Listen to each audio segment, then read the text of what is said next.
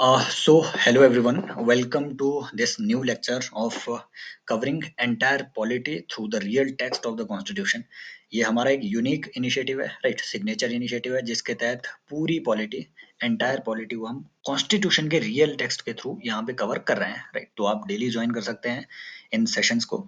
Start करते हैं। Already हमने फंडामेंटल राइट तक, आर्टिकल 26 तक हमने ऑलरेडी चीजें कवर कर रखी है वेरियस डायमेंशन से।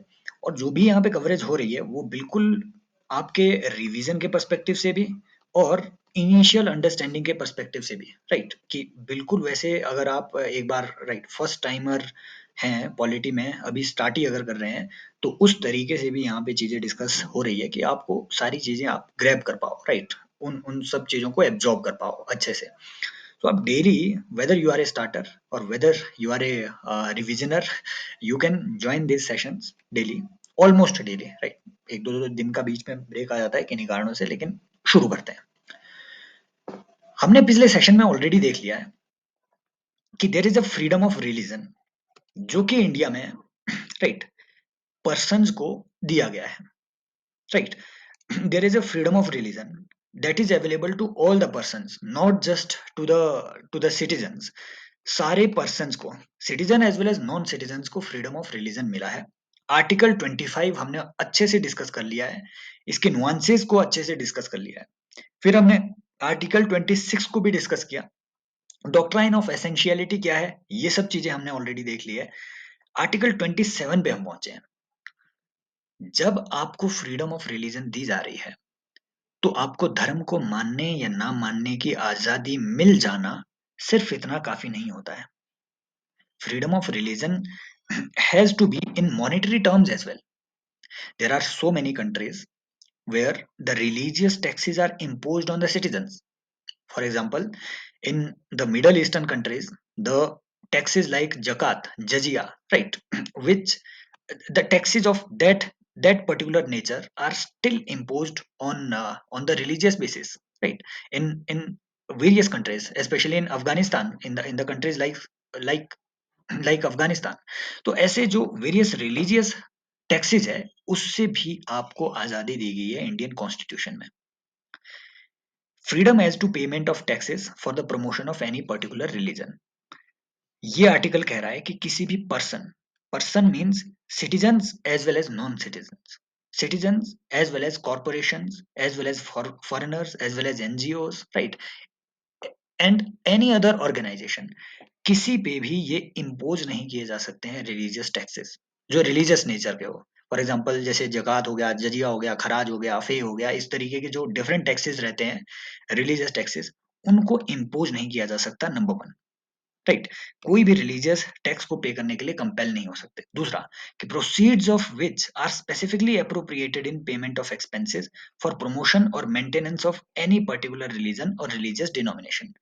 कि भाई साहब, आप अगर कोई टैक्स पे कर रहे हो ना, और अगर अगर आप कोई टैक्स पे कर रहे हो, तो इस आर्टिकल के तहत स्टेट पे ये लिमिटेशन लगाई लगाई जा रही है कि अगर कोई पर्सन इंडिया में टैक्स पे कर रहा है तो वो किसी एक पर्टिकुलर रिलीजन के बेनिफिट के लिए आपको उपयोग में नहीं लाना है। वो किसी एक पर्टिकुलर रिलीजन के एक्सपेंसेस को मैनेज करने के लिए आप उसका एक्सपेंडिचर नहीं करेंगे, किसी एक पर्टिकुलर रिलीजन को प्रमोट करने के लिए आप उसका एक्सपेंडिचर नहीं करेंगे, right? It means state cannot use public fund to promote any particular religion, but state can use public funds to promote the interest of all religions. समझ रहे हो? So this article does not prohibit the state to engage with the religion, but this article prohibits the state to engage with a particular religion. अगर आप किसी एक religion को promote कर रहे हो तो आप प्रोहिबिटेड है। अगर आप सभी को समान रूप से प्रमोट कर रहे हो तो आप प्रोहिबिटेड नहीं है। इसीलिए इसीलिए तो इंडिया में बावजूद आर्टिकल 27 के होने के वेरियस माइनॉरिटी कम्युनिटीज को कई तरीके की असिस्टेंस दी जाती है। फॉर एग्जाम्पल, अगर किसी को हज की यात्रा करनी है तो हज सब्सिडी इंडिया में दी जाती है ना? केदारनाथ की अगर कोई यात्रा कर रहे हैं, या फिर कैलाश की कोई मानसरोवर की यात्रा कर रहे हैं, तो ऐसी चीजों में स्टेट की असिस्टेंस मिलती है ना? चार धाम यात्रा वगैरह पे। तो ये जो रिलीजियस एंड, अगर आपको कोई टेम्पल कंस्ट्रक्ट करना है छोटे टेम्पल्स के रिकंस्ट्रक्शन के लिए स्टेट लेवल पे वेरियस स्टेट के द्वारा ऑर्गेनाइज किए गए ट्रस्ट से पैसा आता है, राइट। तो ये सब चीजें अलाउड है। नेक्स्ट आते हैं, आर्टिकल 28 क्या कह रहा है। आर्टिकल 28 कह रहा है कि अगर अगर कोई भी एजुकेशनल इंस्टीट्यूशन में आप कभी एंटर हो रहे हो तो आपको रिलीजियस इंस्ट्रक्शंस से आजादी होगी। देखो, फ्रीडम ऑफ रिलीजन के लिए ना सिर्फ फिजिकल खतरा होता है, ना सिर्फ मॉनेटरी खतरा होता है, राइट। फिजिकल खतरे को हमने ऊपर एड्रेस कर दिया कि आप किसी पे किसी भी तरीके से इम्पोज नहीं कर सकते हो कोई रिलीजन, आप किसी भी पर्टिकुलर पर्सन को कन्वर्ट नहीं कर सकते हो फोर्सफुली किसी एक पर्टिकुलर रिलीजन में। सिर्फ इन सब चीजों को प्रोहिबिट करने से ही आपको फ्रीडम ऑफ रिलीजन नहीं आ जाएगी। The process of education has an important role to play in socialization of an individual। आपकी सोशल अंडरस्टैंडिंग कैसी हो उसमें एजुकेशन का एक बड़ा रोल रहता है। और सिर्फ एजुकेशन में बदलाव करके, एजुकेशन के सिस्टम को कैप्चर करके आपकी साइकी, आपके सोशल अंडरस्टैंडिंग को अल्टर किया जा सकता है, मैनिपुलेट किया जा सकता है, राइट। इसी चीज को एड्रेस करने के लिए आर्टिकल 28 इंडियन कॉन्स्टिट्यूशन में है, जो कहता है कि अगर आप किसी भी एजुकेशनल इंस्टीट्यूशन में एंटर हुए हैं। अब अगेन आर्टिकल 28 के तहत 4 तरीके की एजुकेशन इंस्टीट्यूशंस बताई गई है। पहला है जो मेंटेन्ड बाय द स्टेट है। पहले टाइप ऑफ एजुकेशनल इंस्टीट्यूशन है जो कि entirely maintained by the state, state के द्वारा जो चलाई जा रही है, राज्य के द्वारा, सरकारी जो स्कूल है, फुल्ली सरकारी स्कूल। दूसरा है कि कुछ एक ऐसी एजुकेशनल इंस्टीट्यूशन है जो कि, ठीक है, स्टेट जिन्हें रिकॉग्नाइज करता है, लेकिन वो जरूरी नहीं है सरकारी इंस्टीट्यूशन हो, राइट। कोई प्राइवेट इंस्टीट्यूशन हो सकती है, लेकिन स्टेट उनको रिकॉग्नाइज कर रहा है उन इंस्टीट्यूशंस को। या फिर कोई ऐसी इंस्टीट्यूशन भी होती है जो किसी ट्रस्ट ने एस्टेब्लिश की हो, लेकिन स्टेट के फंड से, स्टेट के बजट से उनको बजट मिल रहा हो। कई ऐसी इंस्टीट्यूशंस भी होती है, right, receiving aid out of the state funds. ये दूसरे टाइप की है। है ना, ये तीसरे टाइप की है। एक चौथे टाइप की भी होती है कि भाई साहब, एडमिनिस्टर तो स्टेट कर रहा है, टीचर टूचर सारे अपॉइंट करेगा स्टेट, ठीक है, उन उन सबके जो जो सैलरी वगैरह है वो सब देगा स्टेट, बट उन्हें किसी एक पर्टिकुलर एंडोमेंट कर रखा है, राइट। फॉर एग्जांपल आपके मदरसे वगैरह हो गए, ये किसी एक रिलीजियस एंडोमेंट ने स्टेब्लिश कर रखे हैं, किसी एक रिलीजियस ट्रस्ट ने, किसी एक रिलीजियस एंडोमेंट ने उनको स्टेब्लिश कर रखा है, बट एडमिनिस्टर फाइनली स्टेट कर रहा है। उसका करिकुलम क्या होगा ये सब अप्रूव स्टेट कर रहा है ऑब्वियसली, लेकिन स्टेब्लिश किसने किया है? रिलीजियस एंडोमेंट ने। तो ऐसे 4 तरीके की एजुकेशन इंस्टीट्यूशंस बनाई गई है। अब देखो सिंपल टर्म्स में, वो एजुकेशन इंस्टीट्यूशन जो fully maintained by the state है, वहां पे किसी भी तरीके की रिलीजियस इंस्ट्रक्शन नहीं दी जा सकती है। दूसरी बात कि वो एजुकेशन इंस्टीट्यूशंस जिन्हें स्टेट रिकॉग्नाइज करता है, और वो एजुकेशन इंस्टीट्यूशंस जिन्हें स्टेट फंड करता है, इन दोनों एजुकेशन इंस्टीट्यूशंस में पॉसिबिलिटी है कि आप जो है रिलीजियस इंस्ट्रक्शंस दो, बट उसके लिए कॉन्सेंट लेना पड़ेगा आपका, जो वहां पे पढ़ रहा है। अगर आप 18 साल से अबव हो, अगर आप एडल्टहुड को, राइट, जो है उसको क्रॉस कर चुके हो, अगर आप एक बच्चे नहीं हो, अगर आप 18 ईयर्स से अबव के एज के हो, तो आपका कंसेंट वहां पे लिया जाना जरूरी है। अदरवाइज आपके पेरेंट्स का कंसेंट लिया जाएगा कि क्या आपको रिलीजियस इंस्ट्रक्शन दी जाए या ना दी जाए, इसके लिए पेरेंट्स का आपका consent लेना बहुत जरूरी है, right. So this is the second type of prohibition that is imposed under article 28 sub section 3। एक आती है चौथे टाइप ऑफ इंस्टीट्यूशन कि भाई साहब जो किसी एक पर्टिकुलर ट्रस्ट ने स्टेब्लिश कर रखी है, किसी रिलीजियस एंडोमेंट ने स्टेब्लिश कर रखी है। अब ये रिलीजियस एंडोमेंट होने कंसिडर होने के क्या क्राइटेरिया है, ऑलरेडी हमने ये देख रखा है, राइट। तो जब हम आर्टिकल 25 डिस्कस कर रहे थे पिछली प्लेलिस्ट में, पिछली वीडियो एक बार जाकर के चेक कर लेना, उसमें ऑलरेडी ये सब चीजें डिस्कस हुई है। तो जो रिलीजियस एंडोमेंट के द्वारा स्टेब्लिश की गई है, ऑल्दो हो सकता है वो स्टेट एडमिनिस्टर कर रहा हो उसको, बट स्टेब्लिश किसने की है? रिलीजियस ट्रस्ट ने। वहां पर वहां पर ये रिस्ट्रिक्शन लागू नहीं होती है। वहां आप एजुकेशन, ठीक है, वहां पे रिलीजियस इंस्ट्रक्शन, रिलीजियस एजुकेशन आप डिलीवर कर सकते हैं। So 4 types of educational institutions are there: maintained by the state और fully under the control of state, no religious instruction, recognised by the state और funded by the state. Yes, religious instruction can be given but only after taking your consent if you are 18 years of 18 years old or above, or if you are not if you are a minor child, तो आपके parents की वहां पे consent लिया जाएगा। अगर किसी endowment ने या फिर ट्रस्ट ने स्टैब्लिश कर रखा है बट स्टेट एडमिनिस्टर कर रहा है, तो उस केस में इनके पास फ्रीडम होती है कि रिलीजियस इंस्ट्रक्शन जो है वो इम्पार्ट की जाए। क्लियर? फॉर एग्जाम्पल मदरसे में पूरी फ्रीडम है कि आपको रिलीजियस इंस्ट्रक्शन दी जाए, राइट? ऐसे ही वैदिक स्कूल्स होते हैं, वहां पे भी पूरी ये एक तरीके की आपको फ्रीडम है कि वहां रिलीजियस इंस्ट्रक्शन दी जाए। क्लियर? नेक्स्ट बढ़ते हैं। अब आते हैं आर्टिकल 29 और 30 पे। इस पे थोड़ा ब्रॉड डिस्कशन करेंगे। क्यों? क्योंकि माइनॉरिटी का अभी इशू, ठीक है, काफी ज्यादा चल रहा था और रिसेंटली, क्योंकि और ये 2 आर्टिकल्स इंपॉर्टेंट भी है। इंपॉर्टेंट इसलिए क्योंकि रिसेंटली अलीगढ़ मुस्लिम यूनिवर्सिटी और जामिया मिलिया, ठीक है, जामिया मिलिया इस्लामिया के जो माइनॉरिटी एजुकेशन इंस्टीट्यूशन के स्टेटस है वो चैलेंज किए गए हैं सुप्रीम कोर्ट में, राइट? अभी इस पे डिसीजन आना बाकी है, लेकिन ये सब चीजें चैलेंज की गई है। सो आर्टिकल 29 और 30 आपको कल्चरल एंड एजुकेशनल राइट्स दे रहे हैं। आर्टिकल 29 कह रहा है कि जो माइनॉरिटीज हैं उनके इंटरेस्ट में कुछ एक हम प्रोटेक्शंस एस्टेब्लिश एक्सटेंड करेंगे। किस तरीके की? आर्टिकल 29 कह रहा है कि any section of citizens residing in territory of India or any part thereof having a distinct language, script or culture of its own shall have the right to conserve the same. So this is not just related to minorities, it is available to any section of citizens. ये बात याद रखनी है।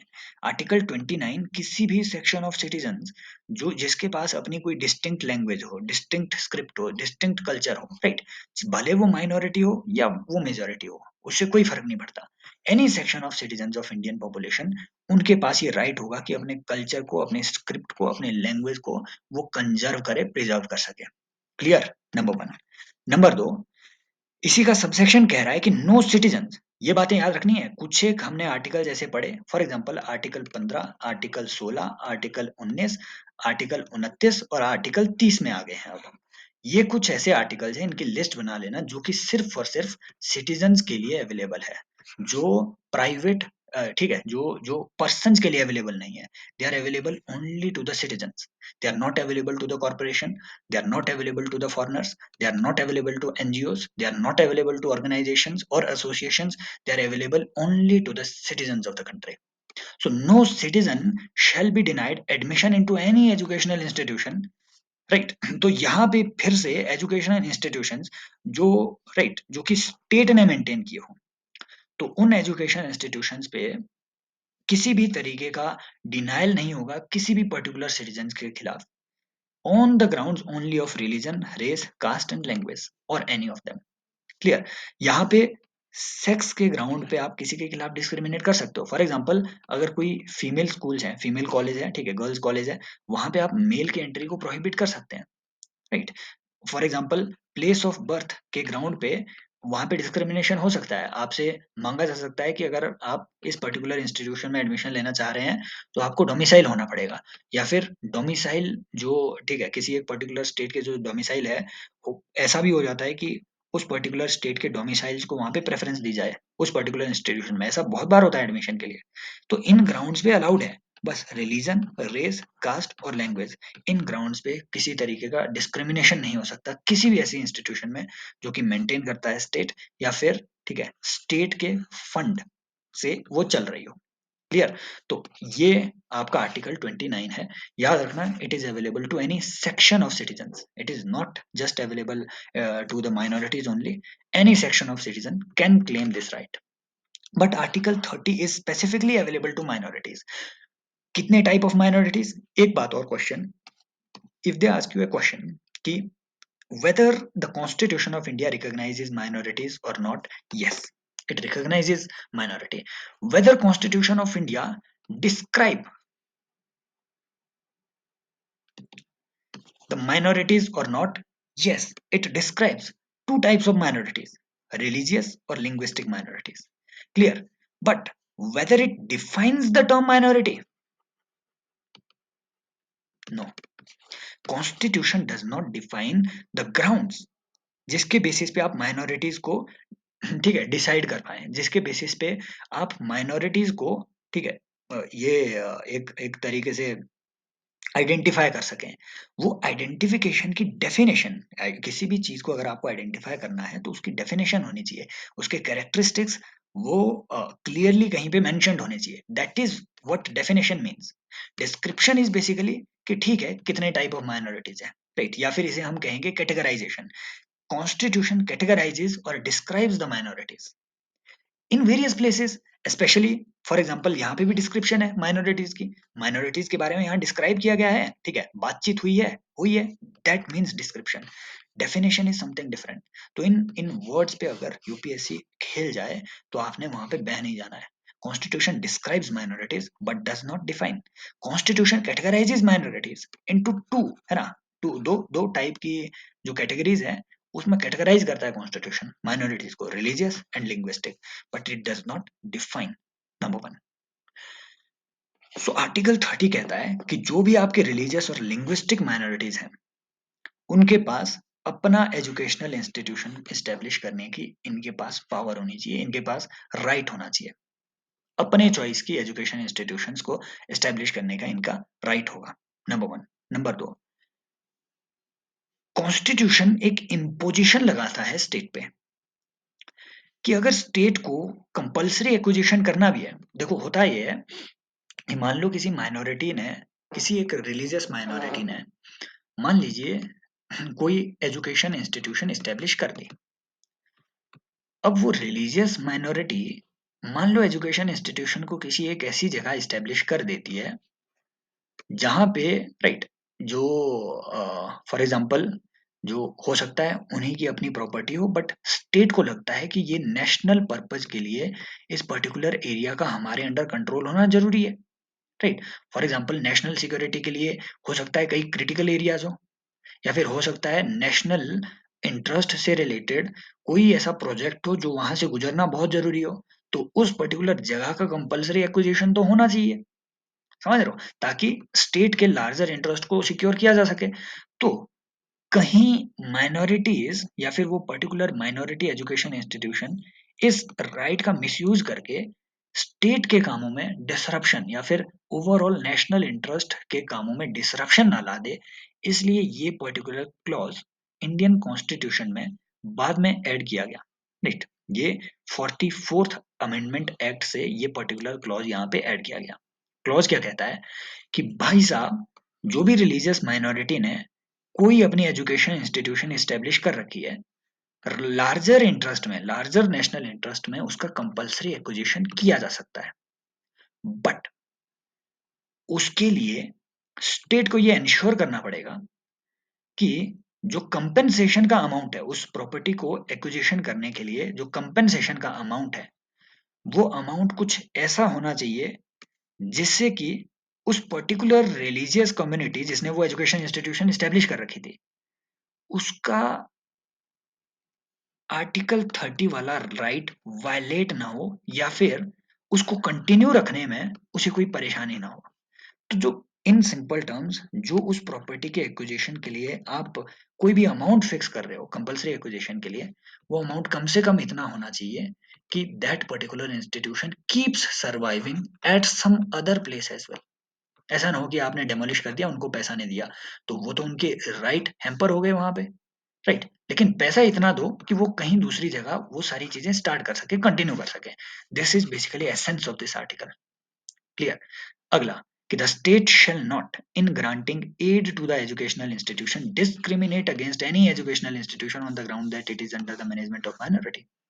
कि भाई साहब state जब भी किसी भी एजुकेशन इंस्टीट्यूशन को एड ग्रांट कर रही है ना, वो एड आपको माइनॉरिटी इंस्टीट्यूशन को भी देनी पड़ेगी। स्टेट ये नहीं बोलेगा कि ये क्योंकि ये पर्टिकुलर एजुकेशन इंस्टीट्यूशन माइनॉरिटी के कंट्रोल में है, इनके अपने सेल्फ कंट्रोल में है, इंडिपेंडेंट इंस्टीट्यूशन है, इसलिए हम इनको कोई भी एड नहीं देंगे। नो, आपको वो एड उन माइनॉरिटी इंस्टीट्यूशंस को भी देनी पड़ेगी अगर आप किसी भी दूसरे एजुकेशन इंस्टीट्यूशन को कोई एड दे रहे हैं। समझ रहे हो? अब एड का मतलब बजटरी सपोर्ट नहीं होता है। कुछ स्कूल होते हैं गवर्नमेंट रन, जो पूरे सरकारी, ठीक है, पूरे गवर्नमेंट स्कूल होते हैं, वहां पे सरकार जो खर्चा कर रही है वो एड में शामिल नहीं होता है। तो ये मत समझो कि सरकार सरकारी स्कूल पे जितना खर्चा कर रही है उतना ही इन्हें माइनॉरिटी स्कूल पे भी करना पड़ेगा। No, there are certain schools जो फॉर एग्जांपल ब्रह्म समाज ने अगर कोई स्कूल बना के रखे हुए हैं, कोई, ठीक है, कोई इस तरीके के अगर स्कूल किसी एक पर्टिकुलर समाज ने, किसी एक माइनॉरिटी फैक्शन ने चला के रखे हैं, किसी दूसरे ट्रस्ट ने चला के रखे हुए हैं, और सरकार की कोई पॉलिसी आती है कि हम इन इन टाइप ऑफ स्कूल्स को जो है एड देंगे, उस पॉलिसी से माइनॉरिटीज के इंस्टीट्यूशंस को एक्सक्लूड नहीं किया जा सकता।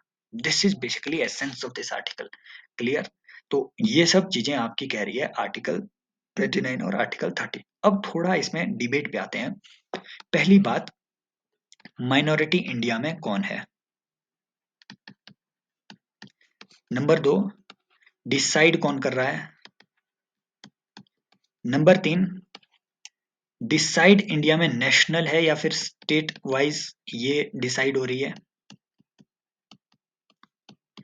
Number 4, there is a judgement called TMA Pai judgement. और नंबर 5, इसी जजमेंट के बेसिस पे recently there was Ashwini Upadhyay case. ठीक है, अगर मैं उनका नाम यहाँ पे, उपाध्याय, इनकी एक पिटीशन है, तो इन पे इनकी पिटीशन की वजह से ये सब चीजें न्यूज में थी एक साल पहले। कॉन्टेक्स्ट क्या है? कॉन्टेक्स्ट ये है कि इंडिया में माइनॉरिटी कौन है, ये डिसाइड, ये कॉन्स्टिट्यूशन में एक्सप्लिसिटली इस चीज को डिफाइन नहीं किया गया है कि माइनॉरिटी कौन होगी। कहीं भी इसकी डेफिनेशन नहीं है। Even national commission for minority में भी ये जो एनसीएम एक्ट बना है 1992 का, इसमें भी डेफिनेशन क्राइटेरिया नहीं दिया गया है कि माइनॉरिटी कौन होगी। समझ रहे हो? तो माइनॉरिटी को डिसाइड करने का जो हक है, राइट, वो दिया गया है under national commission of minority act 1992, sub section 2 sub section C, I think, right. तो section 2 sub section C, I think, इसमें एक्सप्लिसिटली पूरा अधिकार दिया गया है सेंटर को कि भाई साहब आप डिसाइड करेंगे कि माइनॉरिटी कौन होगी। सेंटर ने माइनॉरिटी की एक लिस्ट निकाल के रखी हुई है जिसमें पहले 5 माइनॉरिटीज थी। कौन कौन? मुस्लिम, सिख, जोरोस्ट्रियन, ठीक है, ये देख लेना अपने हिसाब से जो इनकी स्पेलिंग रहती है, ठीक है, और आपके, राइट, बुद्धिस्ट,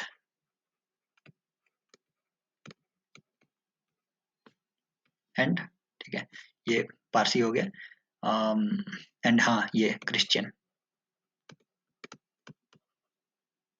ये 5 माइनॉरिटीज पहले थी, 2014 में इसमें जैन भी शामिल कर दिए गए। क्लियर? समझ रहे हो? सो ये 6 माइनॉरिटीज आज के दौर में है, किसने डिसाइड किया? सेंटर ने। But there was a debate कि भाई साहब कई ऐसे स्टेट्स हैं जहां पे मुस्लिम माइनॉरिटी में नहीं है बल्कि हिंदू हैं या सिख हैं या जोरोस्ट्रियंस हैं। For example Jammu and Kashmir में क्लियरली हिंदूज माइनॉरिटीज में है। समझ रहे हो बात को? सो ऐसे कई ऐसे स्टेट्स हैं जहां पे कोई particular, there can not be a nationwide umbrella description और umbrella list of minorities. Why? Because minorities differ state wise, right. तो इसी चीज को कंसिडर करते हुए टीएमए पाई केस में सुप्रीम कोर्ट ने ये बात कही थी कि आपको नेशनल माइनॉरिटीज नहीं बल्कि स्टेट वाइज माइनॉरिटी डिक्लेयर करनी चाहिए कि कौन से स्टेट में कौन सी माइनॉरिटी होगी, ताकि वो वहां पे उस स्टेट में बेनिफिट ले सके। बट अभी तक स्टेट वाइज माइनॉरिटी को डिक्लेयर नहीं किया गया है। व्हाई? पॉलिटिकली सेंसिटिव इशू है। इसी चीज को चैलेंज किया है अश्विनी उपाध्याय केस में। यही चीज चैलेंज की गई है कि आपके डिसीजन को अभी तक इम्प्लीमेंट नहीं किया गया और माइनॉरिटी का हक उन्हें मिलना चाहिए जो कि डिफरेंट डिफरेंट स्टेट्स में डिफरेंट है। अभी सुप्रीम कोर्ट ने इसमें क्लियर डायरेक्टिव, ठीक है, देना अभी बाकी है। सो this is the entire context कि कौन माइनॉरिटी है, कौन कहाँ पे कैसे रहेगा, ये सब चीजें। इसके अलावा, राइट, मेंस के लिए मैं इसी के बाद वो लेक्चर डालूंगा, ठीक है, सीधे ये अब माइनॉरिटीज के अब हमने यहाँ पे ऊपर रिलीजियस ही माइनॉरिटी की बात की, लिंग्विस्टिक माइनॉरिटी तो इंडिया में डिसाइडेड ही नहीं है।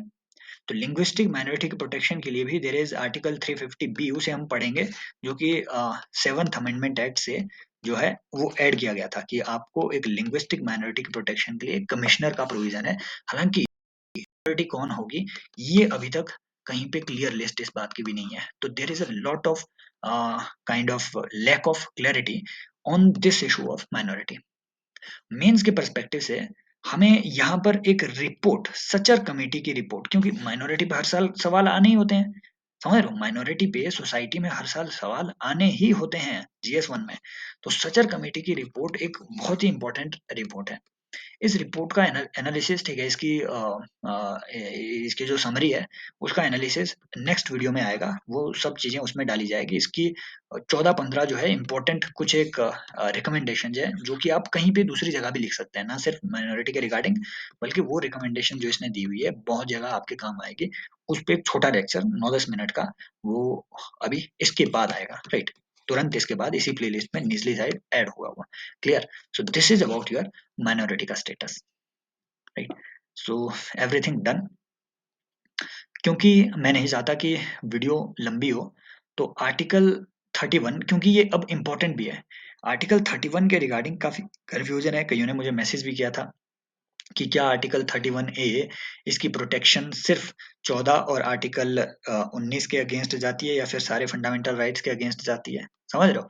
सो ये सब जो चीजें आपकी हैं, इन सब चीजों को क्लियरली अगर डिस्कस करना है तो इसमें कम से कम 10 कर मिनट लगेंगे आर्टिकल 31A को अच्छे से डिस्कस करने में, इस लायक कि आपको याद रह जाए, ठीक है, आप चीजें हम सभी को समझ आ जाए।